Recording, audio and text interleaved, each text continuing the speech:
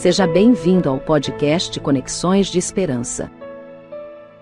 Este áudio é reprodução de leituras e reflexões diárias matinais de textos de Ellen White, feitas pelo pastor Carlos Alvarenga por videoconferência, através do aplicativo Zoom e transmitidas ao vivo pelo canal Conexões de Esperança no YouTube.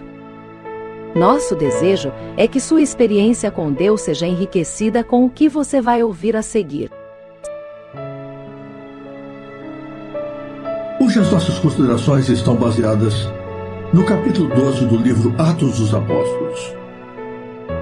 Está escrito assim: entre os guias judeus que ficaram profundamente abalados com o êxito que acompanhava a proclamação do Evangelho, encontrava-se preeminentemente Saulo de Tarso. Cidadão romano de nascimento, Saulo era, não obstante, judeu por descendência e fora educado em Jerusalém pelos mais eminentes rabis. Da linhagem de Israel, da tribo de Benjamim, era Saulo hebreu de hebreus, segundo a lei. Foi fariseu, segundo o zelo, perseguidor da igreja, segundo a justiça que há na lei, irrepreensível. Era considerado pelos rabinos como um jovem altamente promissor, e grandes esperanças eram acariciadas com respeito a ele, como capaz e zeloso defensor da antiga fé. Sua elevação a membro do Sinédrio colocou-o numa posição de poder. Saulo tinha tomado parte de destaque no julgamento e condenação de Estevão, e a impressionante evidência da presença de Deus com o mártir o deixara em dúvida quanto à justiça da causa que ele havia assumido contra os seguidores de Jesus. Sua mente estava profundamente agitada. Em sua perplexidade, consultou aqueles em cuja sabedoria e juízo tinha plena confiança.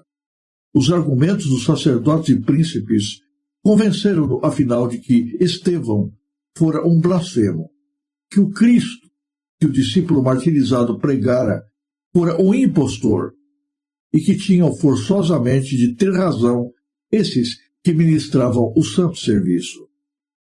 Seus preconceitos, seu respeito para com os mestres antigos e seu orgulho e popularidade deram-lhe força para rebelar-se contra a voz da consciência.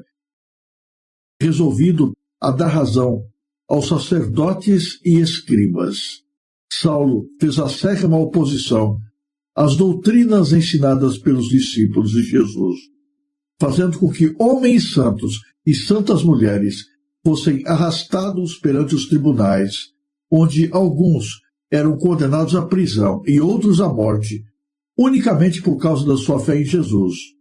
Trouxe tristezas e pesares à igreja e fez muitos buscarem segurança na fuga.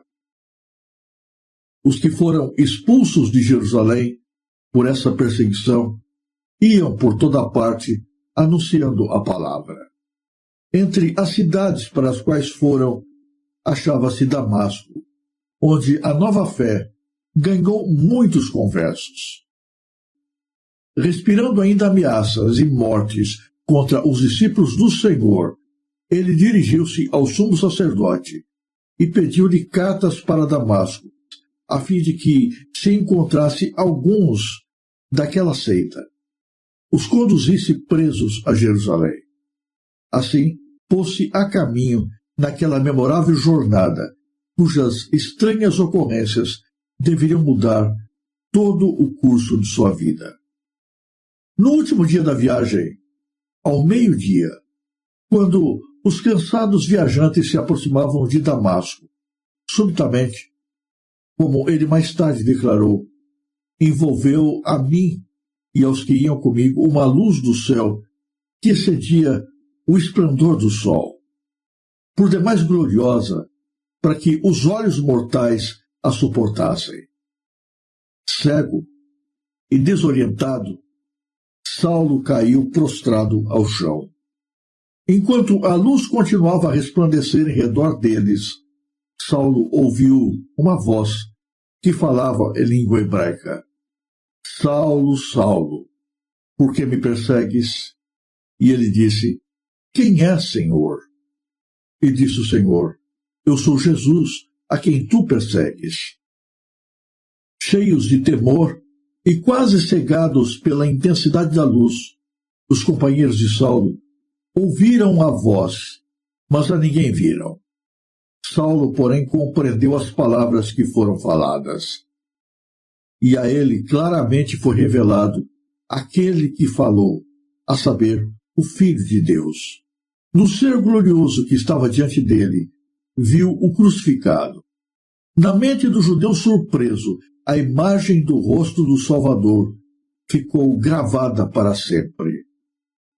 Saulo viu agora que, ao perseguir os seguidores de Jesus, em realidade, tinha estado a fazer a obra de Satanás. Agora que o próprio Jesus se lhes revelara, Saulo estava convencido da veracidade das reivindicações feitas pelos discípulos. Os registros proféticos abriram-se-lhe a compreensão. Viu que a rejeição de Jesus pelos judeus, a sua crucifixão, a sua ressurreição e ascensão tinham sido preditas pelos profetas e demonstravam ser ele o Messias prometido. O sermão de Estevão, por ocasião de seu martírio, foi de maneira impressionante trazida à lembrança de Saulo. Que revelação para o perseguidor!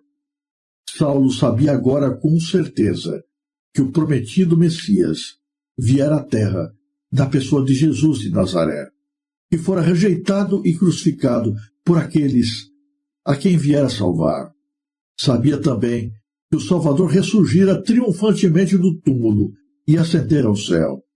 Naquele momento de revelação divina, Saulo lembrou-se com terror de que Estevão, que dera testemunho de um Salvador crucificado e ressuscitado, fora sacrificado com seu consentimento, e que mais tarde, por seu intermédio, muitos outros dignos seguidores de Jesus haviam encontrado a morte pela perseguição cruel. Ele havia lutado noites inteiras contra a convicção e sempre terminara por manter a crença de que Jesus não era o Messias e que seus discípulos eram fanáticos iludidos.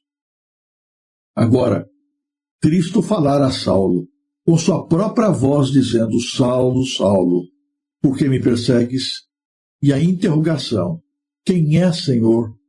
Foi respondida pela mesma voz: Eu sou Jesus, a quem tu persegues. E ele, tremendo e atônito, perguntou: Senhor, que queres que faça? E disse-lhe o Senhor: Levanta-te, entra na cidade, e lá te será dito o que te convém fazer. Quando se retirou a glória e Saulo se levantou do chão, achou-se completamente despojado da visão. O brilho da glória de Cristo fora por demais intenso para seus olhos. E desaparecido esse brilho, a escuridão da noite invadiu-lhe a visão. Ele creu que essa cegueira era um castigo divino por sua cruel perseguição aos seguidores de Jesus. Em terríveis trevas, tateava em torno, e seus companheiros, em temor e pasmo, guiando-o pela mão, o conduziram a Damasco. As cenas escritas aqui fazem-nos pensar. Imaginem Estevão nos momentos finais da sua vida. Embora contemplando a revelação da glória de Deus no seu coração, talvez passassem a pergunta: por quê? Porque Deus permite que seus seguidores sofram. Porque Deus permite que aqueles que lhe são fiéis sejam tratados dessa maneira. Porque Deus não impediu os assassinos de tirarem a sua vida. Como já repetimos aqui inúmeras vezes, nós não temos respostas para todas as perguntas. Mas certamente nada daquilo que Deus permite é em vão. Todo o sofrimento que os servos de Deus enfrentam tem um propósito: E esse propósito é resultar em bênção ainda maior para aquele que sofre, e em salvação, em oportunidade de graça para aqueles que testemunham. Estevão não sabia, mas a sua morte foi um meio impressionante que o Espírito Santo usou para tocar no coração de pessoas que assistiam à cena, especialmente Saulo de Tarso. Saulo era zeloso na sua perseguição a Cristo. Ele imaginava estar servindo a Deus, fazendo aquilo que fazia. Ele era cego em seguir os líderes religiosos que estavam completamente afastados do Senhor e com o coração endurecidos para a luz do céu. Cheio de zelo e de desejo de fazer de maneira ainda mais estrita aquilo que ele pensava ser correto, Saulo, com documentos nas mãos que lhe davam autoridade, dirige-se para Damasco para continuar a sua perseguição implacável contra os seguidores de Jesus. Quando estava próximo da cidade, ao meio-dia, ele foi surpreendido por uma luz indescritível que brilhou sobre ele e a sua comitiva. Tomado de pasmo, caiu do seu cavalo e foi impressionado pela visão do Cristo glorioso que apareceu diante dele, perguntando-lhe: Saulo, Saulo, por que me persegues? Saulo viu ali o Cristo glorificado diante dele. Muitas vezes tinha ele lutado contra a sua própria consciência. Embora ele tivesse convicção de estar fazendo a verdade, o Espírito Santo estava trabalhando no seu coração. Mas ele resistia à voz do Espírito, resistia à convicção da sua alma. Só que agora, os seus olhos contemplam o próprio Cristo diante dele, e ele não pode negar esta visão. Ele vê que tudo aquilo em que ele acreditava estava errado. Jesus era verdadeiramente o Messias prometido. Israel havia negado o Messias, havia condenado à morte o próprio Cristo. E ele, Saulo, tão zeloso pelas coisas de Deus, estava lutando contra o próprio céu, estava perseguindo o próprio Cristo, estava tirando a vida dos discípulos de Jesus. Ele está com o coração profundamente machucado. O que lhe feria não era necessariamente a luz que via, mas era a compreensão de que, na sua dureza de coração, estivera trabalhando contra Deus, atrapalhando a obra de Deus. Ali, atônito, caído ao chão, o seu orgulho se faz pó. Ele descobre que todo o seu poder, todo o seu sucesso, toda a sua arrogância não significavam nada, absolutamente nada, diante de Deus e da sua vontade. Ali, o seu orgulho se quebra, ele se rende, ele entrega-se inteiramente ao senhorio de Jesus. A partir daquele momento, a sua vida deveria ser diferente. Até então, ele fora um inimigo da verdade. A partir de agora, ele seria um defensor do nome de Jesus. E ele se levanta do chão, com os olhos feridos e com o coração quebrantado, auxiliado por aqueles que estavam ao seu redor para continuar andando, porque a cegueira tapava a sua visão. Só que dentro do seu coração, os olhos estavam abertos e ele contemplava agora toda a verdade que ele havia renegado e a que havia resistido. A partir de então, Saulo não seria mais Saulo, e ele se tornaria um dos mais ardorosos defensores da mensagem de Jesus Cristo. Que loucura é tentar lutar contra Deus! Que loucura é nós nos colocarmos contra a vontade do Senhor e tentarmos destruir aquilo que Deus está edificando. Toda arrogância humana diante de Deus é pó.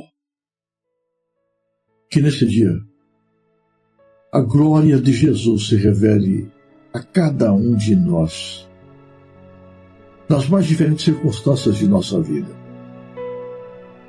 Que a visão da glória de Cristo quebre o nosso orgulho, os nossos preconceitos, as nossas vaidades, as barreiras do nosso coração.